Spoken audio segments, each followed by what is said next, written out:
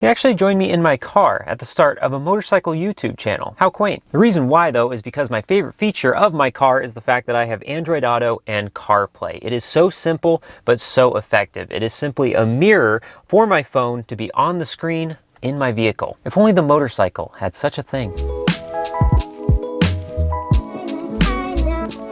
Oh look, there is. But you saw that coming. My thanks today to Aoocci, or is it Aoocci? Aoocci? My thanks to them for this, the C6 Pro motorcycle CarPlay screen. Aoocci was kind enough to provide one of these to me to gather my thoughts and to provide to you, of course, but I'm not exactly sure that I am the right use case for a device like this. But stick around to the end to see whether or not this is a go or no-go. And this one's actually a bit unique because this is much more than just Android Auto and CarPlay, but we'll get into that later on. But first things first, this is what you get, a box. Actually, two boxes.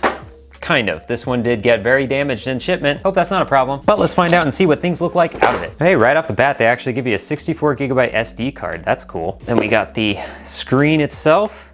Looks pretty nice. Oh boy, there's a lot in here. Mounting hardware, wiring, more wiring, power supply, another one with USB if you prefer, yet more wiring, more mounting hardware, camera 1, camera 2, valve stems, and a sun shield. Oh, and whatever this thing is. More mounting. You know what I just realized? There are no instructions that come with this kit whatsoever. Well, at least I don't have to read anything. Yeah, this is a lot of stuff, but despite the lack of instructions, it is pretty straightforward. The main unit here has 4 distinct cables, which are not only color-coded, but also labeled for power, controller, and front and rear camera. Yes, this has a dash cam. But once you actually make all of the connections down here, it ultimately just boils down to these two, a positive and a negative, which I assume goes to your battery. Now, I presume that that's okay because there might be a power button somewhere. There's not one on the device, but they do have this little controller thing. So there's a couple of symbols on here. I guess one of them is probably power. So all you'd have to do is just simply remember to turn it off on whichever button this is before you walk away. But if it were me, and it is me, I would forget this every single time and always come back to a bike with a dead battery. I much rather connect these two to switched power, and I highly recommend you do the same. It's pretty easy to find switched power. You can check the wires for voltage with the key on and off, and you'll find one of these keyed power wires going to the dashboard. In my case, the red one goes to a black wire and the black wire goes to a green wire. But then once you ultimately do find switched power, then comes the fun part, aka the tedious part, that being the wiring and all of the cable management. Now, I'm not going to bore you with the details of my specific cable management because it's going to vary bike to bike. Obviously. I think a time lapse, as you're seeing right now, speaks more than enough for itself, although it must be said, now that I've done everything with this specific bike, it was not as bad as I thought it was, because if you think about it, ultimately it boils down to 4 connection points, 4 wires, and this is a Honda Grom we're talking about. This is probably the smallest bike that is going to be having a system like this, and you wouldn't even tell that it's on here. I have the front camera just off to the side underneath the headlight for a flatter surface, of course, and then around back I have the rear camera. I put it a little bit further down inside of the bike because I didn't want it to just be behind the license plate and I wanted to actually see something, so I have it just above the rear shock there, close enough where it's not actually in the way. And these OG Groms have a surprising amount of space behind the headlight here. As you probably saw, there was a lot of wires because this is intended to be connected to the battery, which is down here, so it's routing it a little further away, but my connection point is actually underneath this dashboard right here, so all of those wires, every single wire basically, except for one going to the rear camera, is all underneath here, but it all fit actually, kind of. Hey, it's end of video me jumping in somewhere in the middle because I know most of you don't watch this all the way through. So if you're interested in getting one of these, then make sure to take a look at the affiliate link in the description below and use code LEXDFOX, get you 22% off your order. Back to it. And then talking mounting of the actual unit itself, of course, this is also going to vary bike to bike, but in my case, being on a Grom, I don't really have much real estate to work with, and I just wanted to get it as low to the handlebars as possible so it doesn't look as obvious, so it doesn't look as aftermarket. And of course, this is using all of their non-proprietary Definitely Not a Ram mount. However, I actually like their non-proprietary Definitely Not a Ram mounts because these ones, unlike regular Ram mounts, are all security fasteners, every single one, from the unit itself all the way down to the handlebars. So that way you can be able to park this on the side of the road or park it out in public and walk away and be perfectly safe knowing that someone's not going to walk up, twist it off, and run away with it. But that was just the start of it. Now we got to actually turn it on and see what it does. Hey, so one of the things that Aoocci can do is that you can provide them an image and they'll put it as the startup screen, so that's really cool. So after it boots up, it goes to this home screen here, and there's a lot going on, so we're gonna have to play around with this because of course I did not get instructions. It looks like there's a couple of sections: driving recorder, interconnect, which I think is their Android Auto CarPlay, time and date, other info, and replay for the camera. So before we go connecting anything, let's actually just take a look at some of the basic things like settings right here. And it looks like they got quite a few. Some of the standard stuff, language, which duh, putting in the day and the time, of course. So this is actually interesting. There's a section here, GPS info. It's not actually showing anything right now, but that's probably because I'm inside in the garage. But this unit actually has its own GPS. It does not have to rely on your phone, which is really interesting. And then scrolling down even further, there's some other things right here like format SD. That's nice. They did provide us that, so we'll make sure to do that. So this is an interesting setting and feature that this thing has, which is tire pressure. So this actually does have tire pressure monitoring systems. It gives you these little valve stems with batteries in them, so that way you can track the tire pressure and it'll give you warnings based on whatever input that you put here, I assume, in the settings.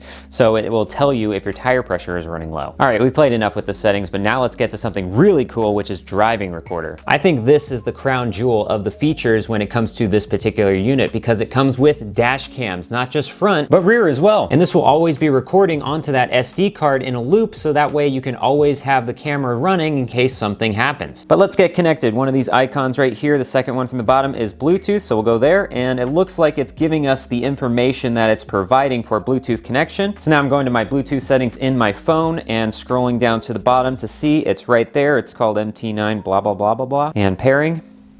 So now if I go back to the home screen and go to interconnect and select Android Auto and confirm, and it takes me straight to Android Auto.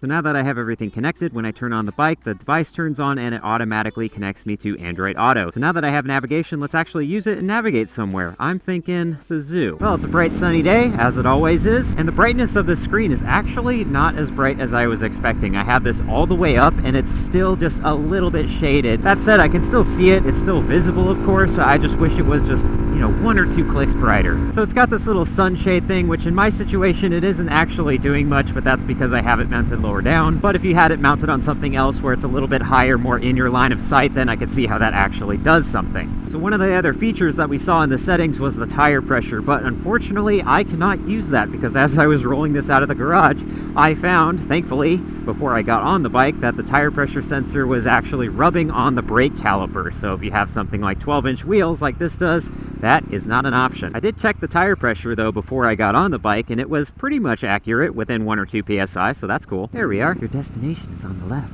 This makes for a really good nav screen. But it's so much more than just a glorified GPS screen. It has Android Auto, so it does Android Auto things like take phone calls and add to next year's Spotify Wrapped. But in order to do all that, of course, we have to first connect a COM. So I have a Cardo system on this particular helmet, so let's get it synced up. Well, now that we got everything set up with Android Auto, let's go about trying to connect my Bluetooth COM system as well. And we're going to be kind of winging it here because I don't have instructions and I'm not exactly sure what to do, because if we go back to the Bluetooth screen, it just shows the information, so it's searchable with Bluetooth, and since it's already connected with Bluetooth to the phone, I don't think it's searchable anymore for the COM system. So I'm assuming in this case the phone is going to be the tether between the two, and I would just need to connect my COM to my phone like I normally would. DMC intercom mode paired successfully. Well, let's see if that worked.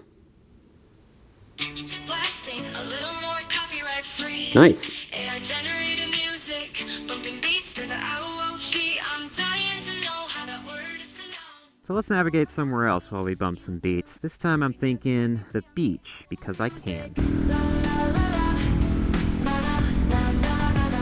You know, I don't listen to music in my helmet very often, but when I do, I have to remember you are recording, so try not to sing to yourself because no one wants to listen to that. You know, another thing that's funny with the audio, like the brightness, is that I wish it was just a little bit more, a little bit louder. I have it all the way up, and it just feels like it's just a little bit too quiet. So here's a big question you may be asking yourself. If this device is intended for CarPlay, which essentially just mirrors your phone to be on the handlebars, then why not just put your phone on the handlebars? Valid point. There have been phone mounts for years like this RAM mount here, and even more sophisticated ones with stuff like vibration damping so it doesn't damage your phone, like Quad Lock. But even with those options out there, and I myself have used a RAM mount in the past, these days I prefer the pocket mount because putting it on the handlebars exposes it to all the elements. And around where I live, that means it gets hot really fast, and it even tends to overheat even if I'm just running something like maps. And if you live somewhere where water actually does fall from the sky, I've been told it's called rain, this device is more waterproof than your phone. With this unit, besides navigating if you're not actually going anywhere, a really cool thing with this, the dash cam, is to actually have the rear view on. I've been trying that out and it's actually pretty fun. It's like a built-in blind spot monitor and even acts as a mirror so you can see if you're changing lanes, whether or not cars behind you. And it has some other data on the screen like your speed as well as your altitude. So right now it's actually showing that I'm at about 2 meters, which is interesting. But that speed and altitude are shown in Euro units, and for whatever reason in the settings, I cannot find how to get this thing to miles an hour and feet. So instead it's showing me kilometers per hour and meters. But I did switch the Grom's dashboard to kilometers per hour to see whether or not it's accurate, and it is plus or minus 1 kilometer an hour. So go or no go? Mostly go. I know it sounds like a little bit of a cop-out to say mostly, but there were a few things that I was not a fan of. First of all, there were no instructions. I don't know if that's just me or not, but I'm hoping that it was just a fluke and I was a one-off. And I needed more. I needed more brightness and I needed more volume, but for whatever reason, this thing was just limiting itself. I'm not sure why. But I like having the maps open even if I'm not navigating anywhere, especially on the Grom here, because with a bike like this, freeways are not happening. And because of that, I need to cut through neighborhoods. And around where I live, they are defined by nature. So if I'm cutting through a canyon section, there's going to be a lot of roads that just dead end or loop around on themselves. With maps available, I'll glance down and get a lay of the land so I'll know exactly where to go. But then we get to my greatest hesitation and why I wasn't originally thinking that I was the best test case for this kind of a device. Because this adds a screen, and adding a screen adds a distraction, and even something as simple as adjusting your volume or the brightness is enough to slip you up. That said though, I think it does make up for it a little bit in the features that this one has, especially the dash cam option. I think it is probably the best thing to have the rear facing camera on the screen if you're not navigating anywhere, because it acts almost like a second mirror. And one of the things that I am most fearful of personally on this bike is getting rear-ended at a red light, so I can be able to glance down and see exactly what car is behind me and whether or not I need to be worried. But if you like what you see and are interested in getting one for yourself, then be sure to take a look at the affiliate link in the description below and use code LexDFox, gets you a whopping 22% off of your order. Ride safe. Blasting a little more copyright free. AI generated music, bumping beats to the Aoocci. I'm dying to know how that word is pronounced. On the handlebars. Valid point. There have been phone mounts around for years, like this RAM mount here, and even more sophisticated ones with stuff like vibration damping. You didn't see that.